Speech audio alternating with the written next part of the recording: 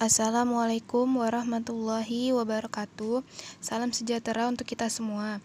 Perkenalkan, kami dari kelompok 8 yang beranggotakan Siti Musliha, Lovelia Nurpabian, Nisa Maulia Rahma, Rizky Ramadan, dan Genta Wisnu Hidayat. Pada kesempatan ini, kelompok kami akan mempresentasikan materi Bahasa Indonesia dengan 3 poin pembahasan. Yang pertama ada ejaan Bahasa Indonesia. Yang kedua ada tata bentukan istilah. Yang ketiga ada undang-undang kebahasaan. Mari kita awali pembahasan dengan membahas ejaan Bahasa Indonesia. Pada ejaan Bahasa Indonesia terbagi menjadi 4 poin. Yang pertama ada pemakaian huruf. Yang kedua ada penulisan kata. Yang ketiga ada pemakaian tanda baca.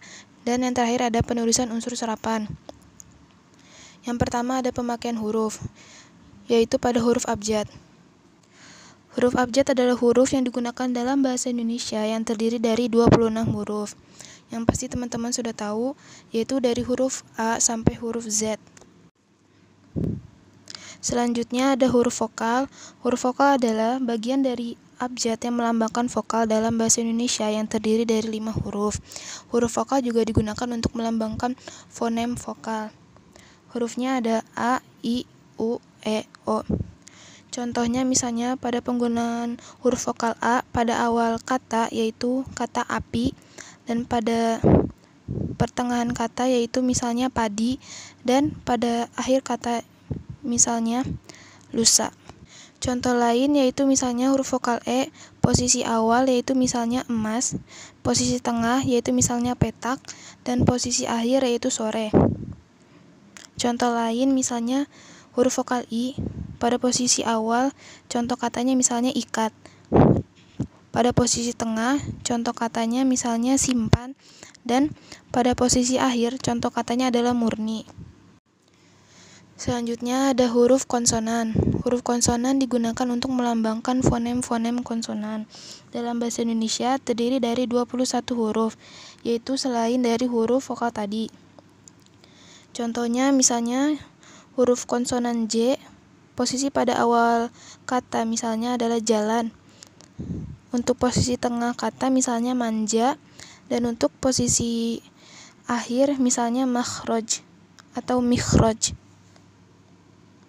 Contoh lain misalnya huruf konsonan H, pada posisi awal kata misalnya hari, pada posisi tengah misalnya saham, dan pada posisi akhir misalnya tua. Selanjutnya ada huruf diftong. Huruf diftong adalah gabungan dari beberapa huruf vokal yang dilambangkan dengan AI, AU, EI, dan OU. Contohnya pada huruf AU, yaitu pada posisi awal, contoh katanya adalah autodidak, pada posisi tengah contohnya taufik, dan pada posisi akhir contohnya harimau. Terakhir ada gabungan konsonan. Gabungan huruf konsonan adalah penggabungan dua huruf konsonan tertentu yang membentuk suatu intonasi yang baru. Adapun huruf-huruf tersebut antara lain NG, NY, SY, dan KH. Contohnya misalnya pada huruf SY, contoh penggunaan kata pada posisi awal yaitu syarat, pada posisi tengah yaitu musyawarah, dan pada posisi akhir yaitu arash. Pembahasan selanjutnya ada huruf kapital. Pemakaian huruf kapital biasanya digunakan dalam berbagai kata atau kalimat. Yang pertama, pemakaian huruf kapital sebagai huruf pertama pada awal kalimat. Contohnya, dia terlihat tergesa-gesa berjalan ke depan kelas. Pada awal kalimat dia itu menggunakan huruf kapital karena merupakan huruf pertama pada awal kalimat. Selanjutnya ada pemakaian huruf kapital yang dipakai sebagai huruf pertama unsur nama orang termasuk julukan. Contohnya Wage Rudolf Supratman merupakan nama seorang tokoh pahlawan, sehingga pada unsur nama tersebut menggunakan huruf kapital. Contoh lain misalnya Jenderal Kancil. Yang ketiga ada pemakaian huruf kapital yang dipakai sebagai huruf pertama setiap kata agama, kitab suci, dan Tuhan.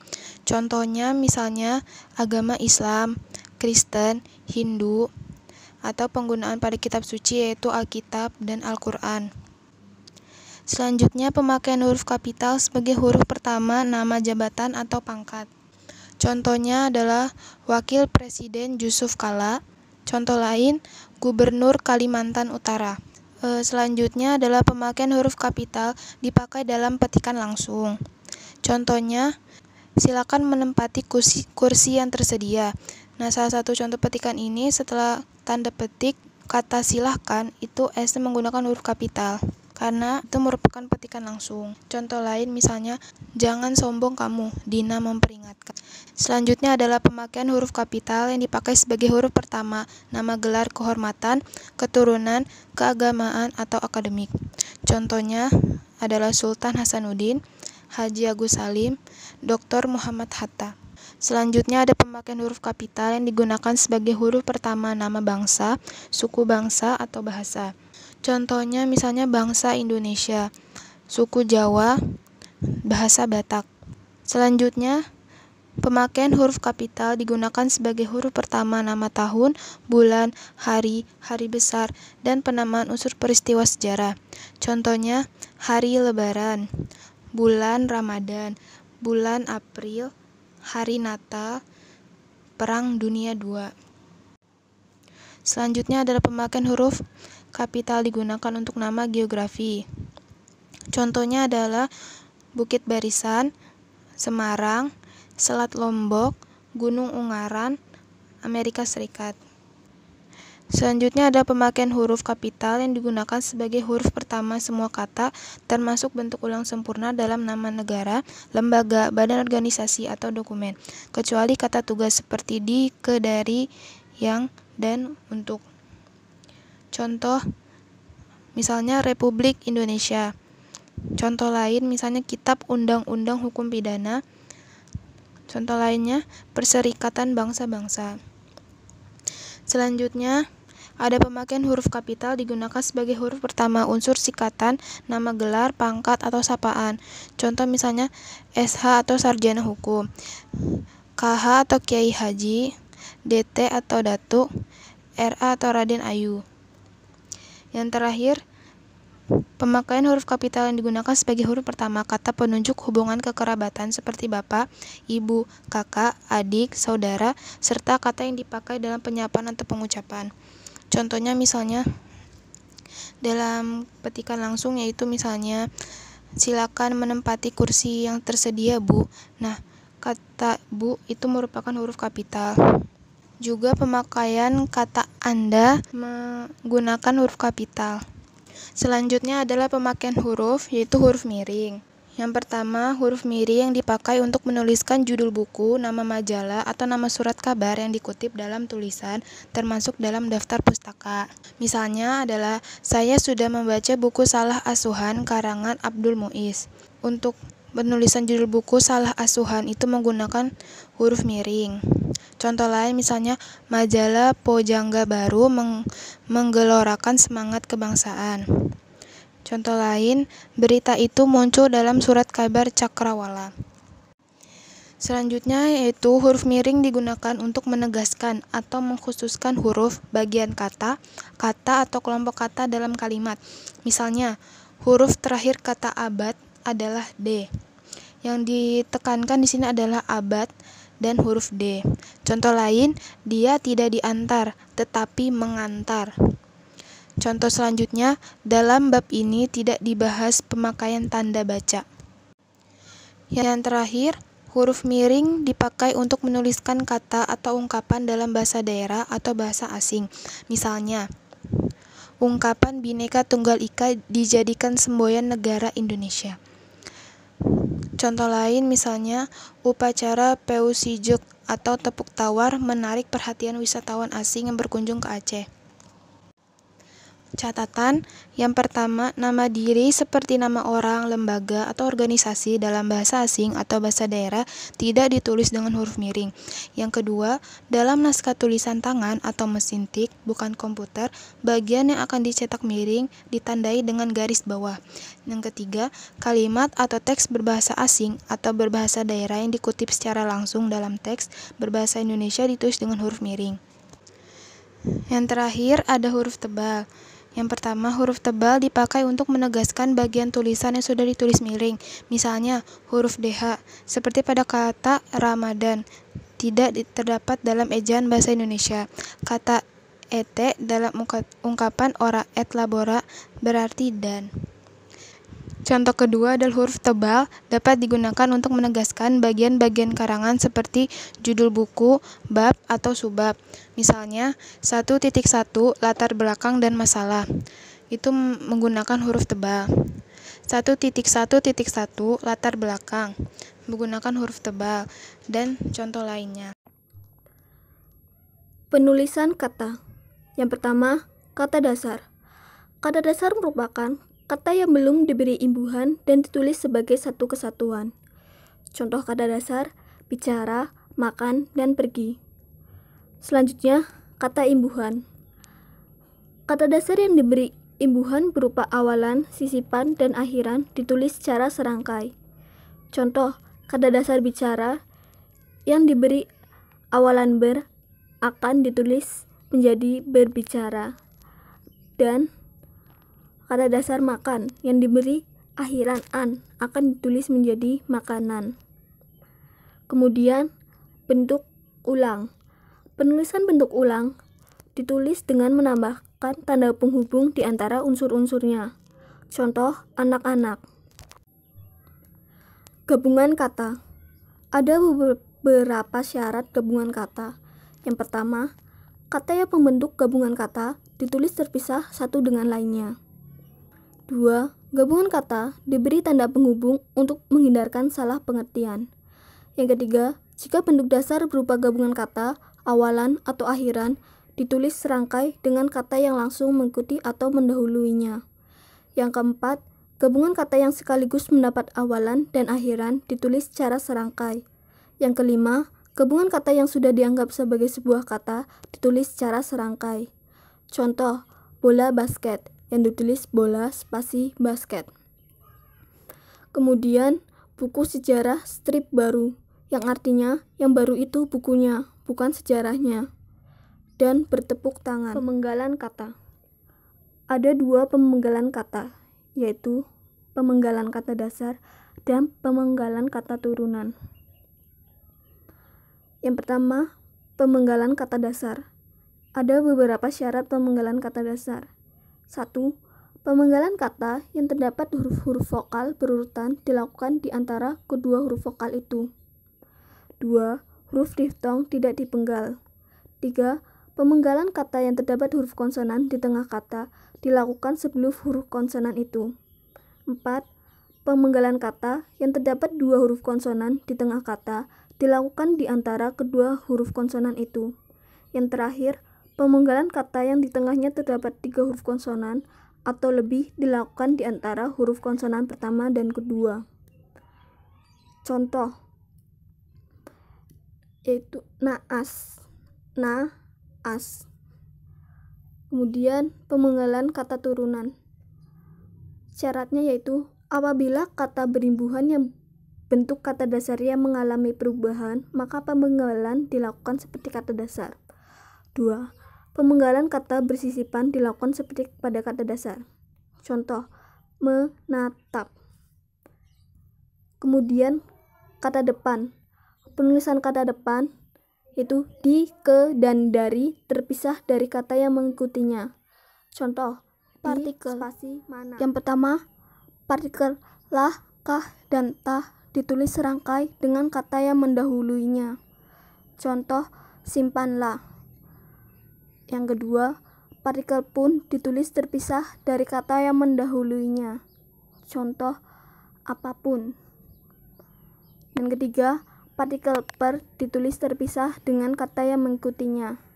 Contohnya, per semester mahasiswa singkatan dan akronim. UKT. Ada syarat-syarat singkatan dan akronim, yaitu 1. Nama orang, gelar, jabatan disingkat dengan diikuti tanda titik. 2. Singkatan resmi yang terdiri dari huruf awal setiap nama diri maupun bukan ditulis dengan huruf kapital tanpa titik. 3. Singkatan yang terdiri atas huruf awal bukan nama diri ditulis dengan huruf kapital tanpa huruf titik. Yang keempat, Singkatan yang terdiri dari 3 huruf atau lebih harus diikuti tanda titik. 5. Singkatan yang digunakan dalam surat menyurat terdiri dari 2 huruf diikuti oleh tanda titik. 6. Singkatan pada lambang kimia tidak diikuti tanda titik. Selanjutnya, 7. Akronim yang terdiri dari huruf awal nama diri ditulis dengan huruf kapital tanpa titik. Akronim yang terdiri dari gabungan suku kata atau huruf ditulis dengan huruf awal kapital. Yang terakhir, akronim bukan nama diri ditulis dengan huruf kecil. Contohnya, penulisan kata Raden Ajeng Kartini menjadi R.A. Kartini. Kemudian penulisan perseroan terbatas yang ditulis menjadi PT dengan huruf kapital. Dan Jawa Tengah angka dan bilangan. Syaratnya yaitu, yang pertama, penulisan bilangan pada awal kata harus ditulis dengan huruf. 2. Bilangan dapat dinyatakan dalam huruf kecuali menunjukkan deret jumlah tertentu. Yang ketiga, pengejaan angka bilangan utuh dalam jumlah besar diperbolehkan dalam kalimat. 4. Penulisan angka untuk nomor bisa ditulis dengan angka Arab maupun angka Romawi. Yang kelima, penomoran untuk perincian buku atau kitab dapat ditulis dalam angka Arab dan angka Romawi. Yang terakhir, penambahan an pada bilangan dapat dilakukan.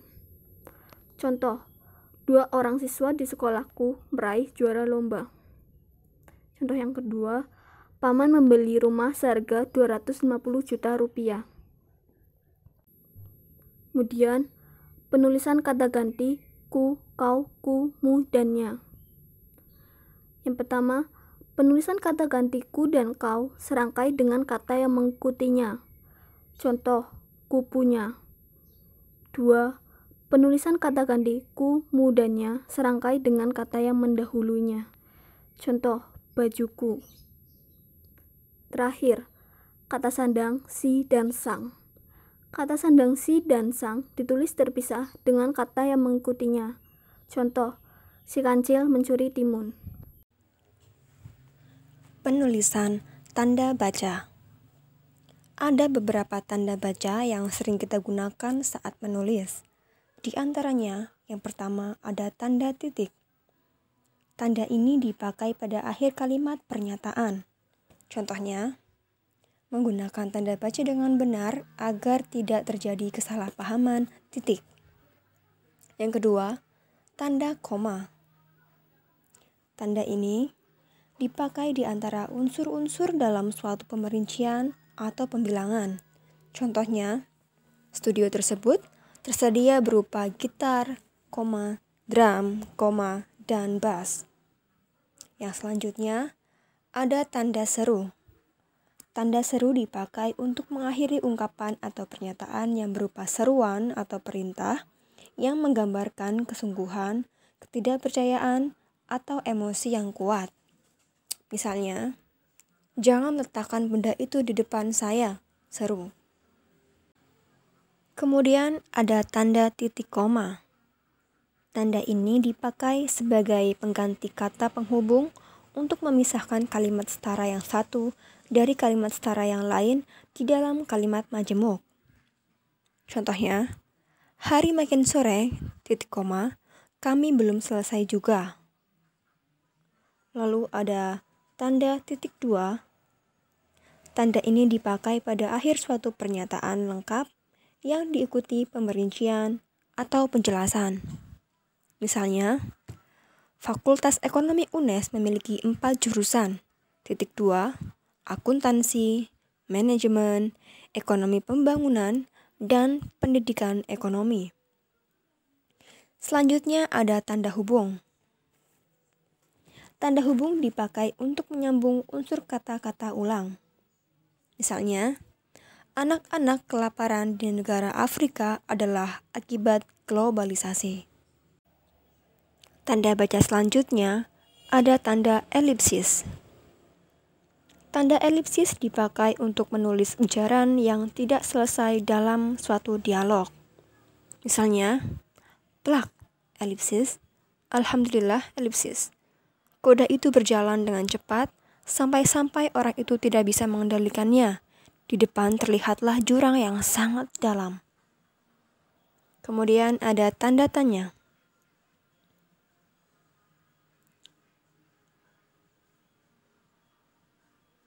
Tanda tanya ini dipakai pada akhir kalimat tanya. Misalnya, siapa Presiden Indonesia saat ini? Kemudian tanda kurung. Tanda ini dipakai untuk mengapit tambahan keterangan atau penjelasan.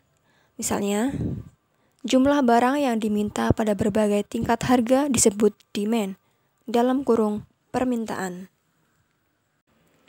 Yang selanjutnya ada tanda kurung siku.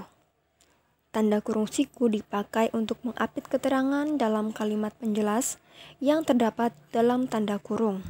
Misalnya, persamaan akuntansi ini dalam kurung perbedaannya ada di bab 1, kurung siku, lihat halaman 38-40, kurung siku, tanda kurung, perlu dipelajari di sini.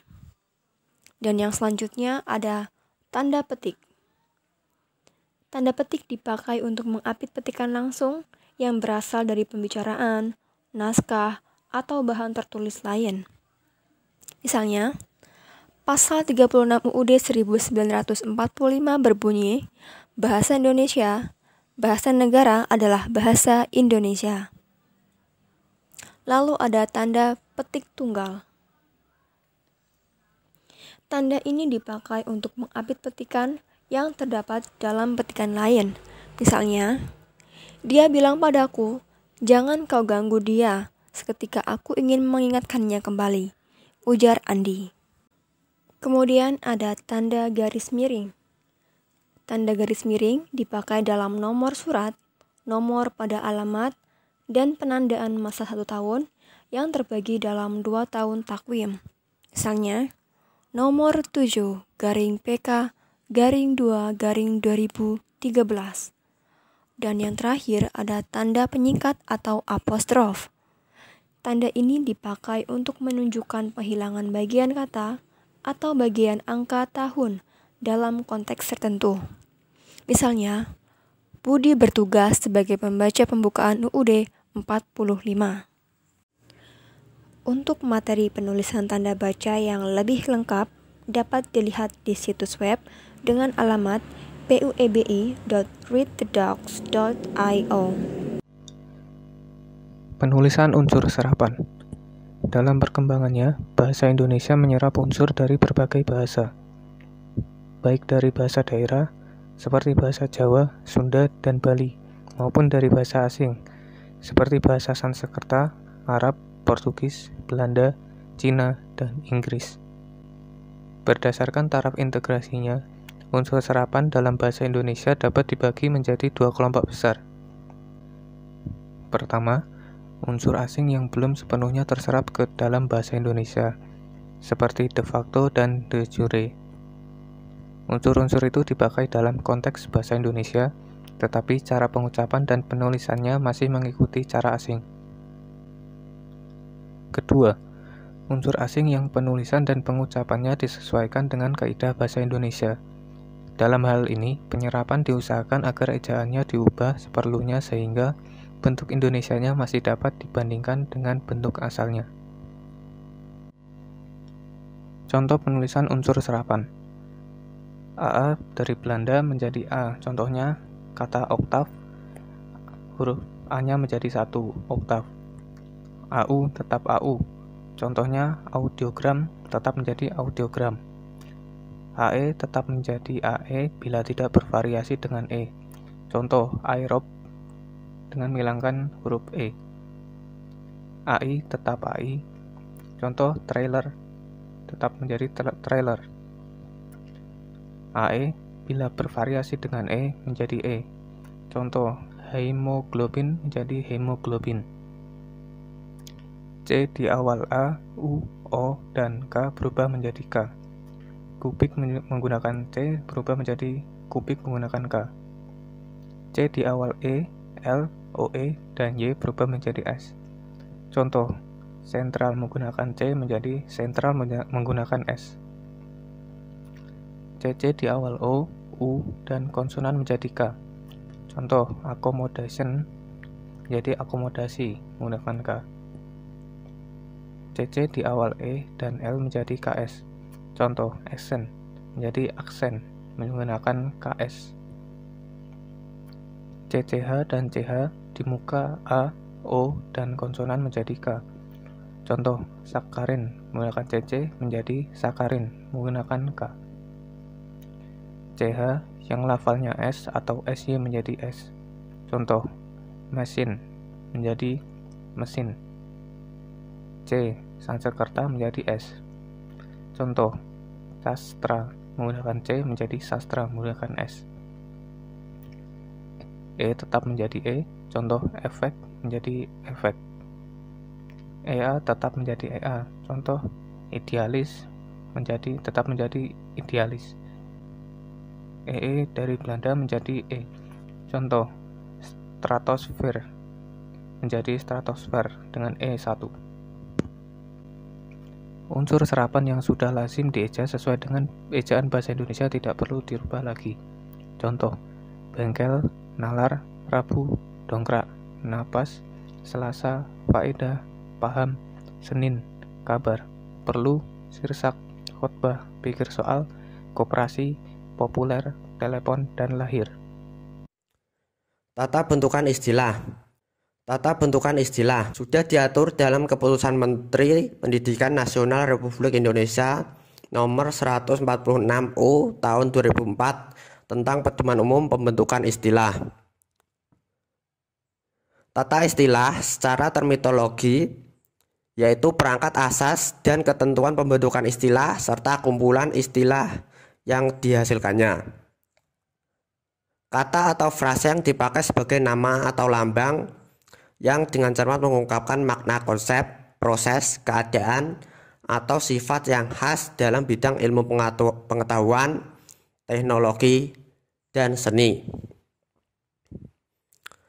Istilah dibagi menjadi dua, yaitu istilah umum dan istilah khusus. Istilah umum yaitu dari bidang tertentu menjadi unsur kosakata umum. Sedangkan istilah khusus yaitu maknanya terbatas pada bidang tertentu saja. Syarat pemilihan kata atau frasa adalah yang paling tepat untuk mengungkapkan termaksud dan tidak menyimpang dari makna, paling singkat, bernilai konotasi baik, dan sedap didengar. Sumber bahan istilah dapat diambil dari bahasa Indonesia termasuk serapannya dan bahasa Melayu, bahasa Nusantara yang serumpun termasuk bahasa Jawa kuno, dan bahasa asing, bahasa Inggris, dan Arab. Dalam bahasa Indonesia ada beberapa istilah yang perlu kalian tahu, yaitu 1. Istilah homonim, 2. Istilah homograf, 3. Istilah homofon, 4. Istilah sinonim, 5. Istilah polisem, dan 6. Istilah hiponim. Istilah homonim yaitu dua istilah atau lebih yang ejaan dan lafalnya sama tetapi maknanya berbeda. Istilah homograf yaitu kata yang ejaannya sama tetapi lafalnya berbeda. Istilah homofon yaitu kata yang ejaannya berbeda tetapi lafalnya sama. Istilah sinonim yaitu kata yang memiliki banyak bentuk yang berbeda namun memiliki makna yang sama. Istilah polisem yaitu kata yang memiliki makna lebih dari satu. Dan istilah hiponim yaitu kata atau frasa khusus yang memiliki makna yang lebih umum. Undang-undang kebahasaan diatur dalam Undang-Undang Nomor 24 Tahun 2009 yang secara khusus berisikan tentang bahasa, tepatnya pada pasal 25 sampai pasal 45 yang terdiri dari 5 bagian. Terima kasih atas perhatiannya, kurang lebih mohon maaf. Wassalamualaikum warahmatullahi wabarakatuh.